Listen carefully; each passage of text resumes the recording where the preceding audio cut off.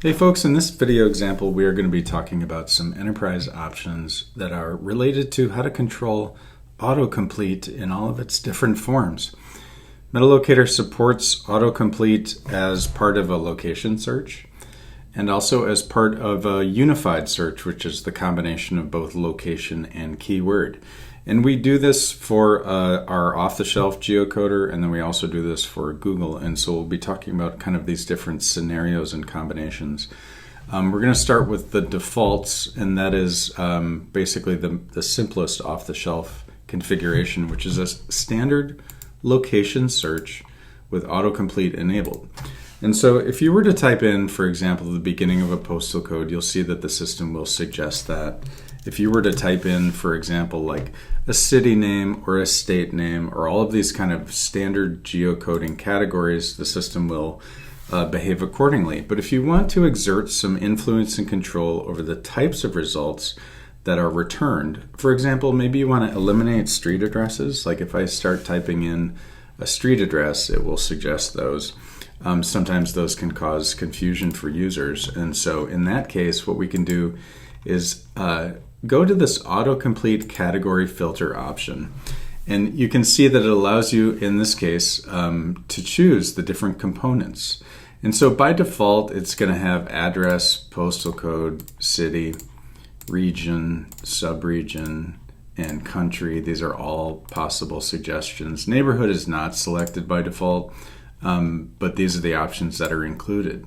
So let's remove address from this, and now notice it's just postal code, city, region, subregion, country. And let's start typing in that 2034 again. Notice it's no longer suggesting that street address that we did earlier. So let's just show the before and after a little bit more closely. So we introduce address, and we start typing in 2034, and the system's going to suggest that nearby street address, and then we remove it. And then it will no longer suggest that street address. It'll suggest a postal code, I think, that happened to match that, in Washington, D.C. And so this essentially allows you to control the components, that is the type of geographic components that are returned. And so another example of that might be to eliminate, let's say we just wanted to do by city, and we can do that accordingly. So now the only things that the system is going to suggest are cities. So 532 is no longer suggesting postal codes, but if I type in Milwaukee, notice we see Milwaukee, Wisconsin, and all the different variations of Milwaukee around the United States. Those are going to be biased always according to the user's location, but in this case, it's actually going to modify the components that are returned as part of that search. For folks who are using Google Map Engine and Google Autocomplete, the behavior is a little bit different. When you type 532, for example, you get now this Google inline suggestions. This is with the location search.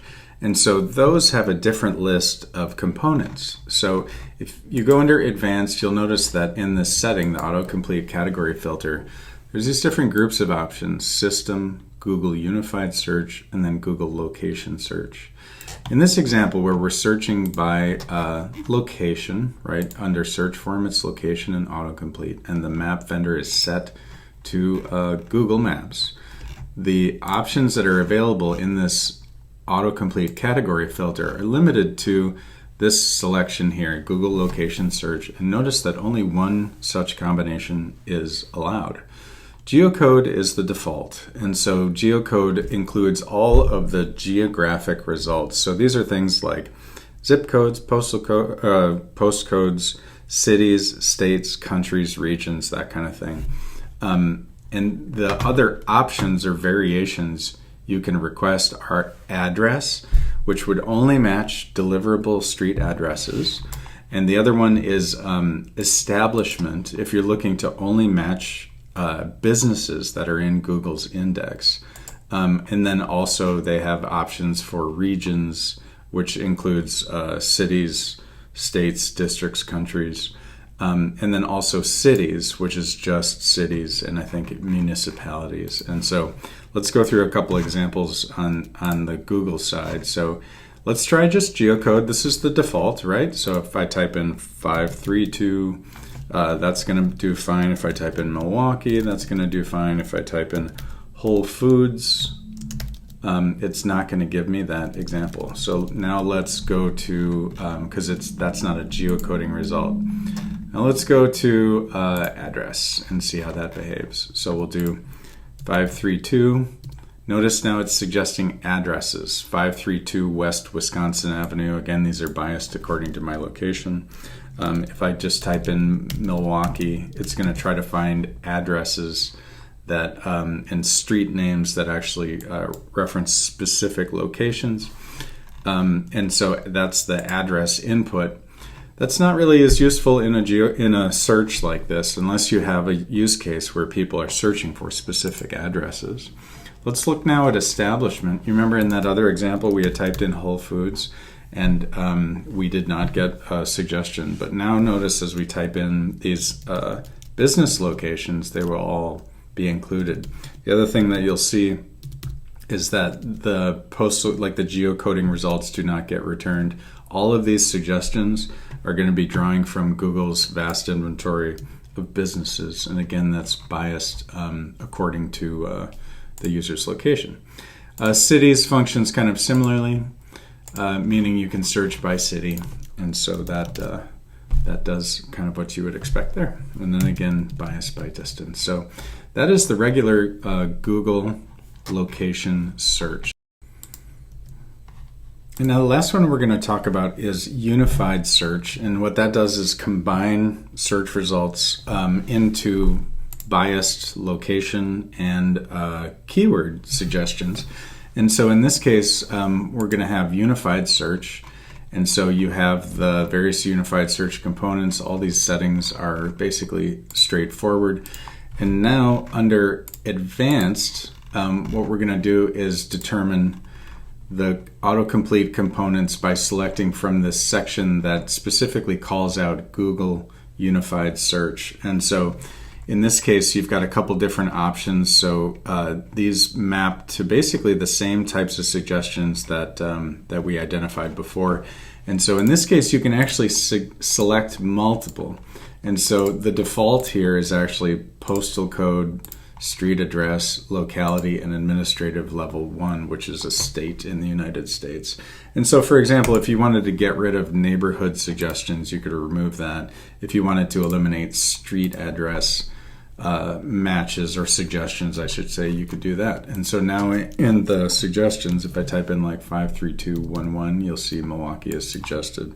But if I type in 2034, you can see it's selecting the zip code. Let's add address back into that and see what 2034 does, 2034. And so now it's actually suggesting address results nearby. And so these are the settings that are available when Google is set to the system map provider. And so similarly if I switch over to MapTiler GL, which is like the default, we're going to want to go back to advanced and change this over to use the regular system autocomplete options.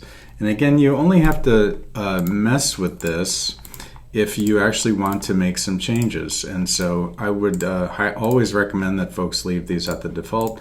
But if you do want to change the types of things that are included in the suggestions, the autocomplete category filter is the best way to do that. And so again, this all works the same way. Just a quick demonstration, 2034. Notice that's including Hartford Avenue. Now let's take that out of the possible suggestions.